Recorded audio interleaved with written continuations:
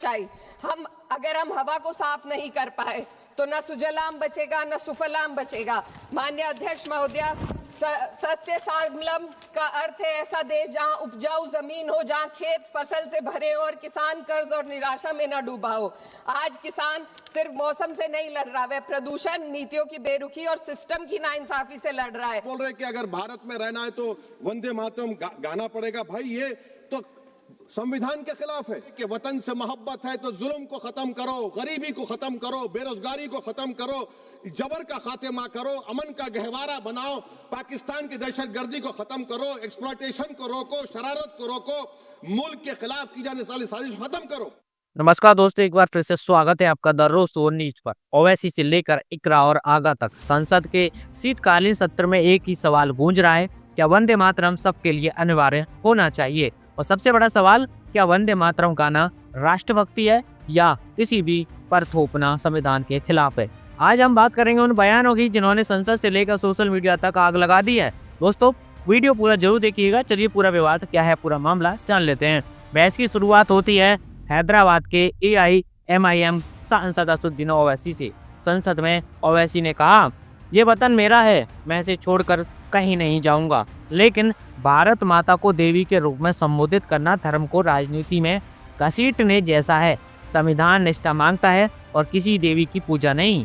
ओवैसी ने साफ कहा, हम मुसलमान माँ की इबादत नहीं करते, कुरान भी इबादत नहीं करते, इबादत सिर्फ अल्लाह की होती है। वफादारी का सर्टिफिकेट हमसे मत मांगिए। उनका तंज सीधा विपक्ष पर भी था। क्या वंदे मातरम गाना देशभक्ति का सर्टिफिकेट बन गया है? दोस्तों जम्मू कश्मीर के श्रीनगर से JKNC सांसद आगा सैयद राहुल्ला ने इस बहस को एक नया मोड़ दिया। उन्होंने सरकार पर का आरोप लगाते हुए कहा, राष्ट्रवाद का हथियार मुसलमानों की पहचान कंट्रोल करने के लिए इस्तेमाल हो रहा है। वंदे मातरम तोपना और बुलडोजर ये दोनों अलग घटनाएं नहीं है, ये एक बड़ी राजनीतिक रणनीति है। आगा बोले, मुसलमानों ने देश की आज़ादी के लिए लड़ाई लड़ी और आज भी अगर जरूरत पड़ी तो हम देश के भीतर की आज़ादी के लिए लड़ सकते हैं। असहमति को गद्दारी मत बनाइए। दोस्तों उत्तर प्रदेश के कैराना से सपा सांसद इकरा हसन इस चर्चा की सबसे तेज आवाज बनकर उभरी। इकरा ने कहा, हम मुस्लिम भारतीय चांस से नहीं बल्कि चॉइस से हैं। वंदे मातरम को सांप्रदायिक रंग देना गीत के मूल भाव के खिलाफ है। इकरा ने संसद में सुजलाम सुफलाम का अर्थ समझाया और फिर आया उनका सबसे बड़ा सवाल। 1998 का उदाहरण देते हुए इकरा ने कहा, जब यूपी में वंदे मातरम अनिवार्य किया गया था तब प्रधानमंत्री अटल बिहारी वाजपेयी ने इस फैसले पर नाराजगी जताई थी और मंत्री को बर्खास्त करना पड़ा था। तो क्या अटल जी भी तुष्टिकरण कर रहे थे? नहीं, वो राज धर्म निभा रहे थे। इकरा ने यह भी याद दिलाया कि रविंद्रनाथ टैगोर और सुभाष चंद्र बोस के सुझाव पर वंदे मातरम के सिर्फ चुनिंदा छंद अपनाए गए थे ताकि यह हर धर्म हर समुदाय को जोड़ सके। इस सवाल उठाया, क्या हम उन महानायकों की समझ पर भी सवाल उठाएंगे? कश्मीर से सांसद इंजीनियर रशीद का बयान और भी दोस्तों चुभने वाला था। उन्होंने कहा, देश ने कभी हमें अपना नहीं माना। मैं अपनी मातृभूमि कश्मीर को सलाम करता हूं, लेकिन 5 अगस्त 2019 को सरकार ने हमसे सब कुछ छीन लिया। हमें गैर मुल्क कहा जाता है। उनका दर्द साफ था, भाषा तल्ख थी, लेकिन संदेश सीधा। दोस्तों इधर बाहर की दुनिया में भी बहस शांत नहीं हुई। जमीयत उलेमा ए हिंद के मौलाना अरशद मदनी ने कहा, मुसलमान मर जाएगा लेकिन शिर्क नहीं करेगा।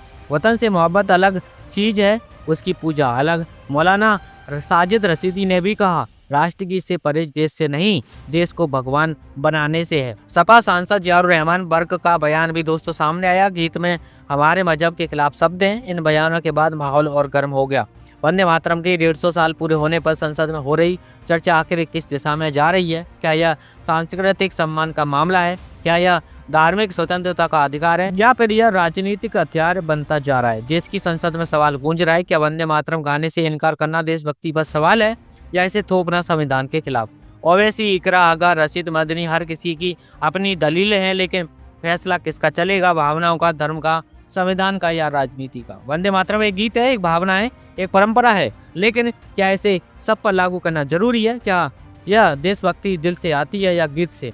यही है असली बहस, और यह बहस अब खत्म होने वाले नहीं है। फिलहाल सबके अपनी अपनी सोच है, सबके अपने अपने जवाब हैं, सब लोग अपनी अपनी प्रतिक्रियाएं दे रहे हैं। आप सब लोगों का इन सारे बयानों पर क्या सोचना, अपनी राय हमें कमेंट करके जरूर बताएं। क्योंकि आपकी राय भी बहुत महत्वपूर्ण रखती है। फिलहाल आज की खबर में इतना ही, जल्दी हमारी मुलाकात होगी अगली किसी और खबर के साथ। तब तक के लिए ख्याल रखिए। नमस्कार, जय हिंद।